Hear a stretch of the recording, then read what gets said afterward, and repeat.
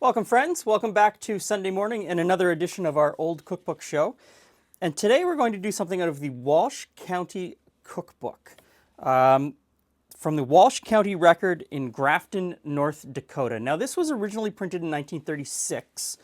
It's a community cookbook. These are recipes that were submitted by residents to the newspaper between 1933 and 1934. Printed in this book in 1936.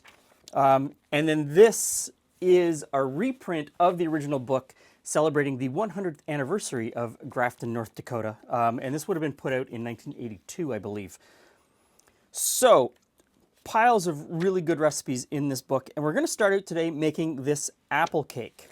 It's got an interesting mix of ingredients, and I'm really looking forward to tasting this. So I'm going to start out, it says to use lard or butter. I've got a pile of pure lard hanging around, but I think butter will work really well in this recipe. So I'm going to put this in and get it creaming. While the butter's creaming, we'll do our dry ingredients. So I have flour here, and to that I'm going to add baking soda, cinnamon, nutmeg. Actually, that was cloves. The next thing is nutmeg. I'm going to grate in some nutmeg. Okay, the butter looks pretty good, so I'm going to put the sugar in and cream those together.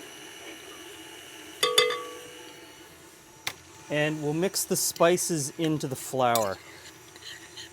So, Grafton, North Dakota. It's about 2 hours south of the Canadian border. Pretty much due south from Winnipeg, for those who are interested and if that helps. And I find this book to be very interesting because when we started this project, we got a lot of comments from people saying, why are there dates in every one of your recipes? And we were doing recipes from towns around the Toronto area from the same time period, mid to late 30s. And pretty much all of the cakes had dates in them. And we got a lot of comments. A lot of Americans said, why are there always dates in Canadian recipes? There shouldn't be, during the Depression, nobody could afford dates. There wouldn't be dates. There wouldn't be dates.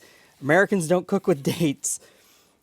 And I just took that as, okay, maybe that's just one cultural difference between the two countries. We used dates and Americans didn't. Then I got this book. And I thank my cousin in Arkansas for sending this to me. Thanks, Brett. Out of 210 recipes in this book, a full 25 of them are recipes that have dates in them or feature dates. So I don't know if that's because North Dakota is touching Canada, it's Canada adjacent, and we spilled over, or if in rural communities dates were well known, and during this time period dates could have been much cheaper than they are today. So I have no clue what that all means, but they were definitely cooking with dates in North Dakota in the 1930s. Okay, next in are a couple of eggs.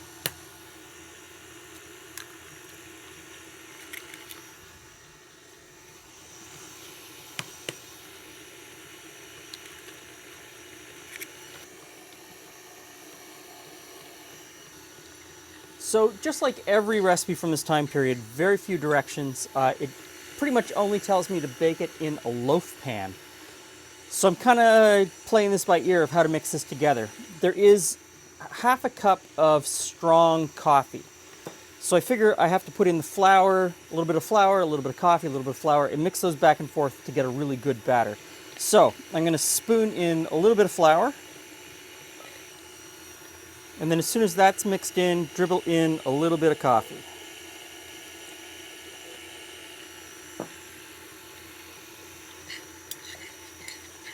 And then come back with a little bit more flour. Okay, all mixed together. So I'm going to pull this out. And we've got 3 more things to put in. It says chopped nuts. I'm using walnuts.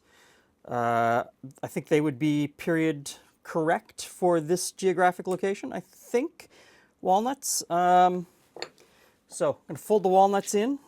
It says chopped raisins, but I guess this is where you would put in the chopped dates if you had them. And if there's anyone in Grafton, North Dakota. Who knows why they used so many dates in Grafton at this time period? Maybe somebody from the newspaper or the Historical Society. Please let me know. Very interested to find out. Last in is a chopped apple.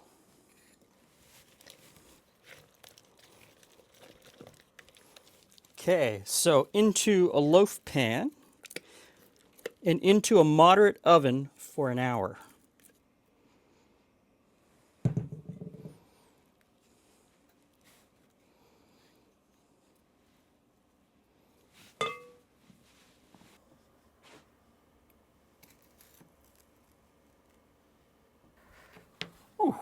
It is an apple cake. Some raisins? Is that... There's raisins and there's pecans or walnuts. I don't know, I use walnuts.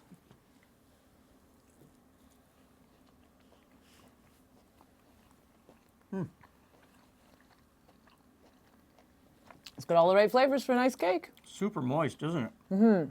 And you didn't even notice that there's a half a cup of coffee in it. What? Yeah. So the coffee just enhances all the other flavors. You don't taste the coffee at all. It's just there lifting everything else. So this is super, super moist, isn't it? It is true. Sometimes you can hide the coffee. Mm-hmm. That's lovely. Mm-hmm. Well, you know what it needs. A cup of tea, of course. A cup of tea would be great. And I wasn't sure. It says you could put in dates. Ah, of course it does.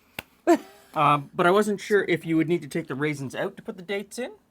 But I think you could just put some dates in. I think you could just probably put half a cup or a cup of chopped dates in. Yeah, dried dates don't tend to add a lot of moisture to a cake, kind of like raisins. They add flavor and texture, but not necessarily moisture. That is an absolute winner.